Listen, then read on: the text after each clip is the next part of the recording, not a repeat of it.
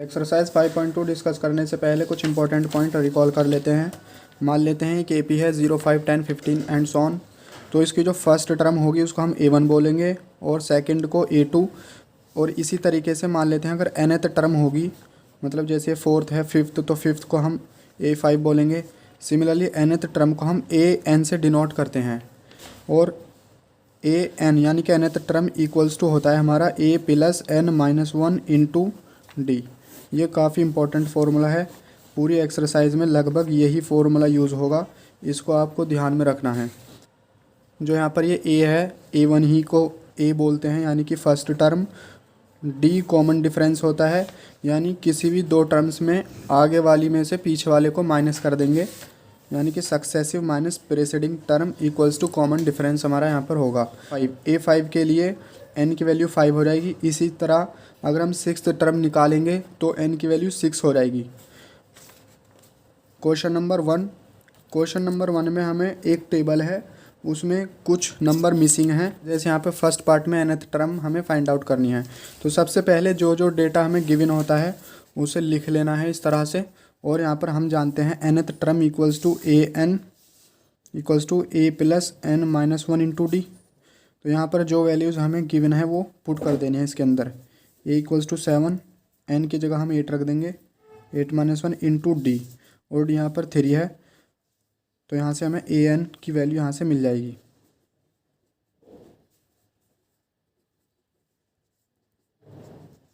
Part number 2 में जो data given है उसको उतार लेना है और डी की वैल्यू हमें फाइंड आउट करनी है। हम जानते हैं nth term equals to A plus N minus 1 into D. जो वैल्यूज़ गिवन है इक्वेशन के अंदर पुट करनी है। nth इक्वल्स टू 0, A की जगह -18 और N की जगह आ जाएगा 10। इसको हमें सॉल्व, -18 को इधर लेकर आएंगे तो ये प्लस का 18 हो जाएगा और ये 9 डी के बराबर हो जाएगा। 9 2 जो 18, 9 1 जो 9। तो यहाँ से हमें डी की वैल्यू मिलती है 2। तो इस 2 को हमें टेबल के अंदर फिल कर देना है। सिमिलरली इसका पार्ट नंबर 3 में हमें ए की वैल्यू फाइंड करनी है।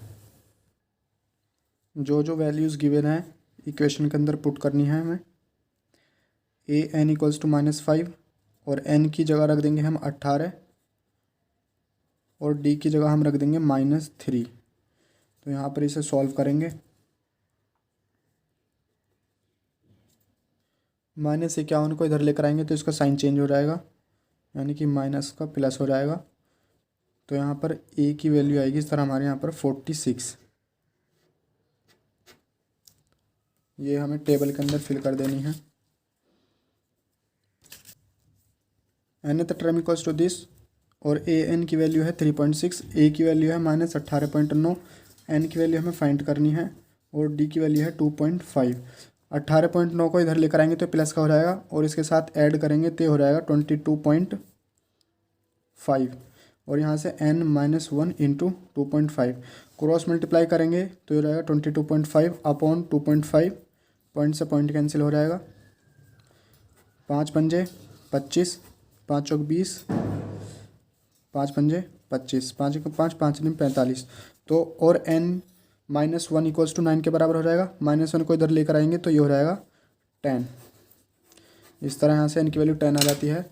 पार्ट नंबर 5, जो वैल्यूज़ गिवन है इक्वेशन के अंदर हमें पुट करनी है। AN की वैल्यू हमें यहाँ फाइंड आउट करनी है। तो A equals to 3.5 plus N की जगह 105 माइनस 1 इंटू डी। डी की वैल्यू है 0। अब 0 की किसी में ही मल्टीप्लाई करते हैं तो 0 हो जाता है। देयरफॉर AN की वैल्यू यहाँ पर आ जाएगी 3.5। जो जो वैल्यूज़ हमने फाइंड आउट करी हैं वो इसके अंदर हमें पुट कर देनी है। इस बेसिकली nth टर्म का जो फॉर्मूला है इसी के बेस पर कोई एक वैल्यू हमें फाइंड आउट करनी है और बाकी 3 वैल्यूज़ हमें गिवन होंगी, बस आपको सिंपली सॉल्व करना है। क्वेश्चन नंबर 2 में MCQ टाइप क्वेश्चन है, तो इसके फर्स्ट पार्ट में हमें 30th टर्म निकालने हैं, यानी कि A30 की वैल्यू फाइंड आउट करनी है और AP कुछ इस तरह से है। तो AP से हम कुछ A की वैल्यू निकाल लेंगे। A यानी फर्स्ट टर्म 10 है और कॉमन डिफरेंस निकालने के लिए कोई सी भी दो टर्म को सब्ट्रैक्ट कर दो, आगे वाली माइनस पीछे वाली। तो 7 माइनस 10 ये -3 के बराबर हो जाएगा और यहाँ पर हमें A30 निकालिए। हम जानते हैं AN equals to A plus N minus 1 into D. N की वैल्यू यहाँ पर 30 के बराबर है, तो A30 equals to A plus N minus 1 into D. A की जगह रखेंगे 10, N की जगह आ जाएगा 30, 30 माइनस 1 यानी कि 29 इंटू डी। डी की जगह -3, 9 27, 2 6 और 2 8 यानी कि -87, यह आ जाएगा -77। देयरफॉर हम कह सकते हैं A30 इक्वल्स टू -77 यानी कि option C is correct. Part number 2 में 11th टर्म फाइंड करनी है, बिल्कुल इसी की तरह है। तो A11 यानी N की वैल्यू यहाँ से हो जाएगी 11, और AP हमें इस तरह गिवन है, तो सबसे पहले A इक्वल्स टू -3 लिख देंगे हम यहाँ पर। सिमिलरली D निकालने के लिए कोई भी दो टर्म को सब्ट्रैक्ट कर दो, तो मैं ये कर देता हूँ 2 माइनस -1/2, तो ये यहाँ से आएगा 2 + 1/2। तो D की वैल्यू यहाँ से आ जाएगी 4 + 1/2 यानी कि 5/2। और हम जानते हैं nth टर्म यानी कि A plus N minus 1 into D, values को इसके अंदर पुट करेंगे। A की जगह -3, N की जगह 11 माइनस 1 इंटू डी। सिंपल यहाँ से A11 की वैल्यू रहेगी -3, 11 में से गया 10,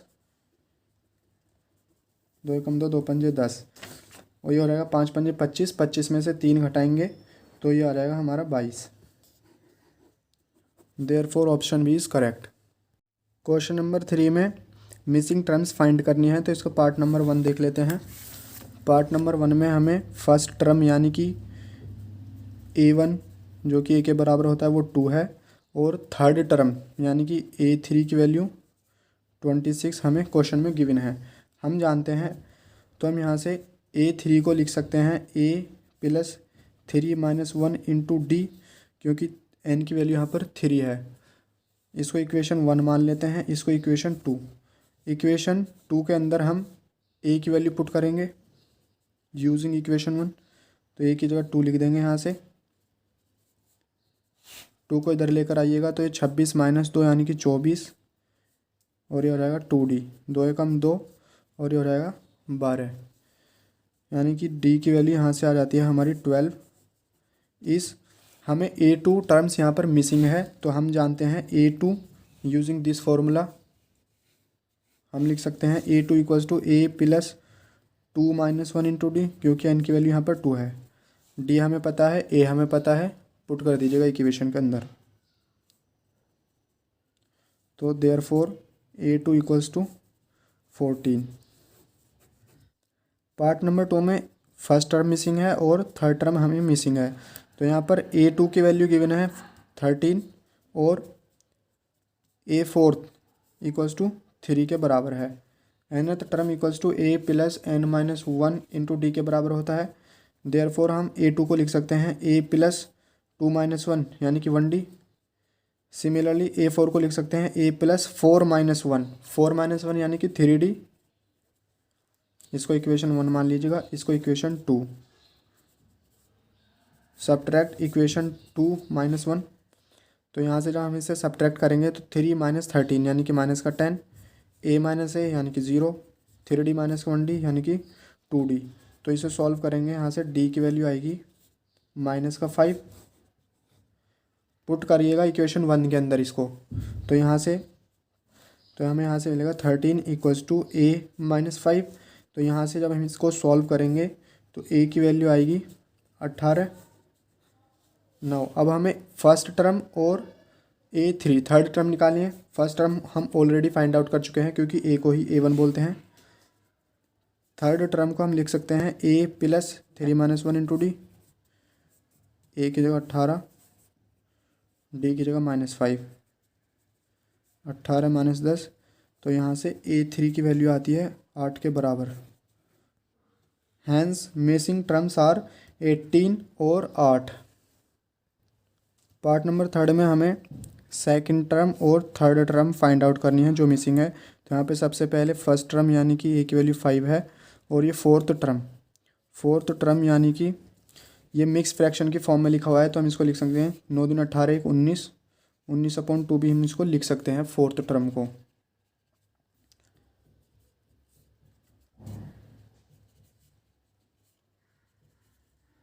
यूजिंग दिस फॉर्मूला A4 को हम लिख सकते हैं A+3D, इसको इक्वेशन 1 मान लीजिएगा, इसको इक्वेशन 2।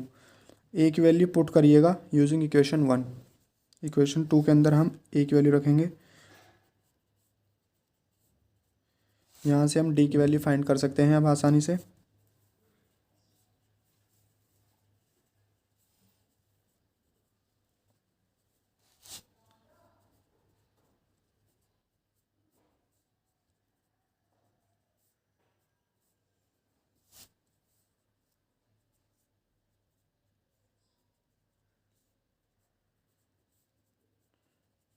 हैंस डी की वैल्यू आएगी यहाँ से 3/2 और ए की वैल्यू हमें ऑलरेडी पता है। अब हम A2 और A3 को डायरेक्ट निकाल सकते हैं। A2 यानी कि A+D, ए की वैल्यू 5 है और डी की वैल्यू 3/2 है, तो रहेगा 13/2। इसी तरह हम A3 निकालेंगे तो A3 को हम लिख सकते हैं A+2D,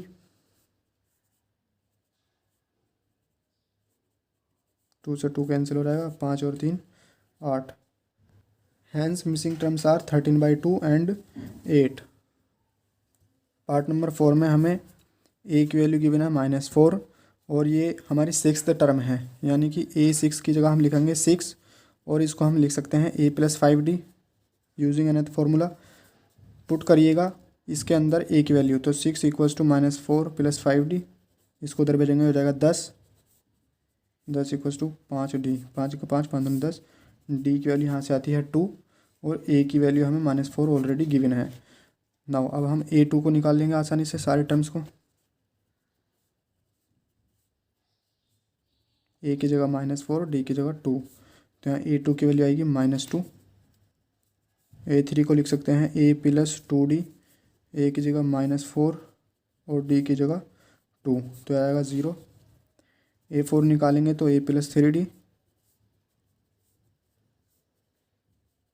ये आ जाएगा 2। A5 निकालेंगे तो A+4D लिखेंगे यहाँ यूजिंग अनदर फार्मूला। 4 दूनी 8, 8 में से 4 गए 4। Hence the missing terms are -2 0 2 और 4। पार्ट नंबर 5 में हमें सेकंड टर्म्स यानी कि 38 की वैल्यू गिवन है, इसको हम लिख सकते हैं अनदर फार्मूला की हेल्प से A+D के बराबर। 6th टर्म की वैल्यू हमें -22 गिवन है और इसको लिख सकते हैं हम A+5D using another formula. Now अब हम सब्ट्रैक्ट करेंगे तो -22 और -38 यानी कि हो जाएगा -60, ये हो जाएगा 0 और ये हो जाएगा 4D। तो यहाँ से D की वैल्यू आएगी हमारी 4 एकम 4 और 2 4 पंजे 20, यानी कि D की वैल्यू आएगी -15। इसको उठा करके किसी एक इक्वेशन में रख दीजिएगा। जैसे मैं पुट करता हूँ इसको 1 में, पुट इन 1, तो यहाँ से 38 = A -15 के बराबर आएगा। 38 + 15, तो ए की वैल्यू आती है यहाँ से 53। अब हमें यहाँ से फर्स्ट टर्म = है 53। सिमिलरली A3 = A+2D, क्योंकि यहाँ पर हमें A3 A4 और A5 की वैल्यू निकालनी है। तो A3 = A की जगह लिखेंगे 53 + 2 × D, डी की जगह रखेंगे हम -15, तो 53 - 30 यानी कि रहेगा 23। सिमिलरली A4 निकालेंगे A+3D और ए की जगह 53, 3 × -15, 53 - 45, यह रहेगा 8। A5 निकालेंगे तो यह रहेगा A+4D, ए की जगह रखेंगे 53, 4 × -15, 15 15 चौका 60।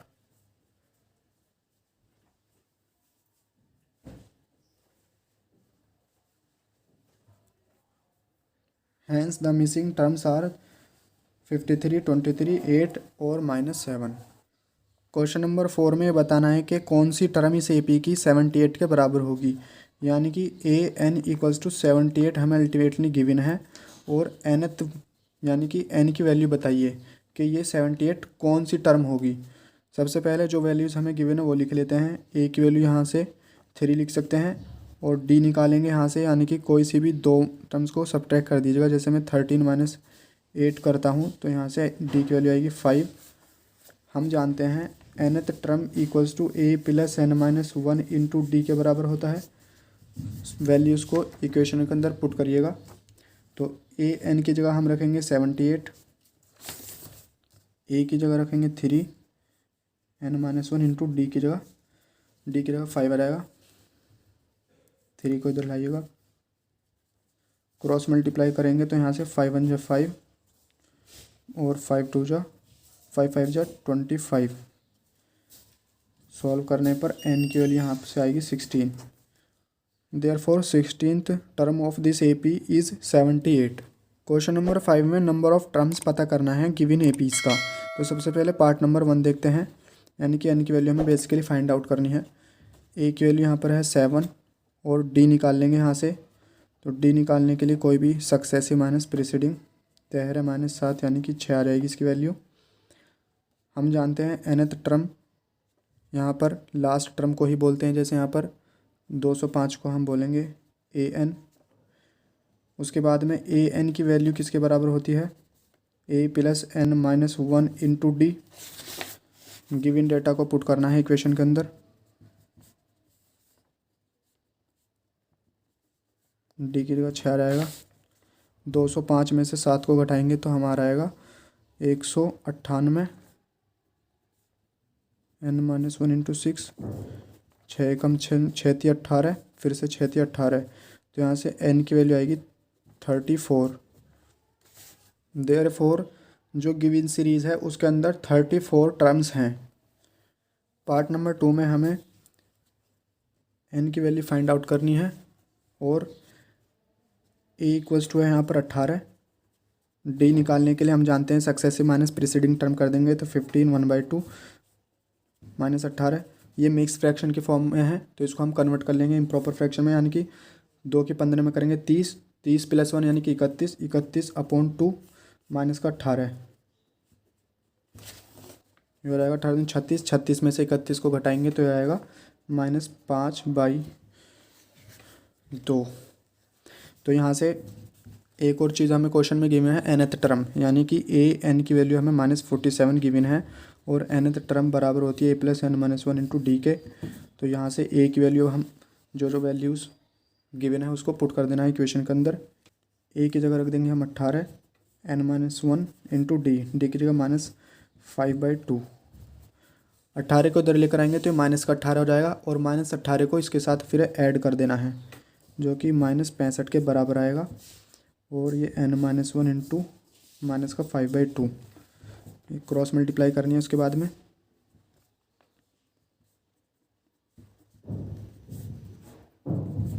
माइनस से माइनस कैंसिल, 5 कम 5, 5 में 5 15, तो यहाँ से 13 दूनी 26, 26 में +1 करेंगे तो n की वैल्यू आ जाएगी यहाँ से 27। Therefore the given series has 27 terms in it. Question number 6 में चेक करना है कि -150 इस AP की टर्म है या नहीं। तो सबसे पहले जब भी कभी इस टाइप का क्वेश्चन आएगा कि हमें किसी नंबर को पता करना है कि ये गिवन AP का टर्म है या नहीं, तो उसको हम लेट कर लेते हैं कि लेट nth टर्म हमारी -150 के बराबर है। उसके बाद में जो हमें वैल्यूज़ गिवन हैं उनको लिख लेना है। जैसे a की वैल्यू 11 और d निकालेंगे यानी कि 8 - 11 -3 के बराबर आ जाएगा। अब इस टाइप के क्वेश्चन में हमें n की वैल्यू फाइंड करनी होती है। अगर n की वैल्यू इंटीजर आई तो मतलब ये इसकी टर्म है, अदरवाइज नॉट। तो यूजिंग nth टर्म फार्मूला हम इसको लिख सकते हैं इस तरह से। और a की जगह 11, n माइनस 1 इंटू डी की जगह -3। 11 को इधर लेकर आएंगे तो ये आ जाएगा, क्रॉस मल्टीप्लाई करेंगे माइनस का 161 अपॉन माइनस का 3 और इसको इधर लेकर आएंगे तो हो जाएगा इस तरह से। माइनस से माइनस कैंसिल, सिंपल सॉल्व करना है इसको। तो यहाँ से n की वैल्यू आ जाती है 164/3। अगर आप इसको ध्यान से देखें तो ये इंटीजर नहीं है, not equal to integer. Therefore हम कह सकते हैं कि -150 is not term of this given A P.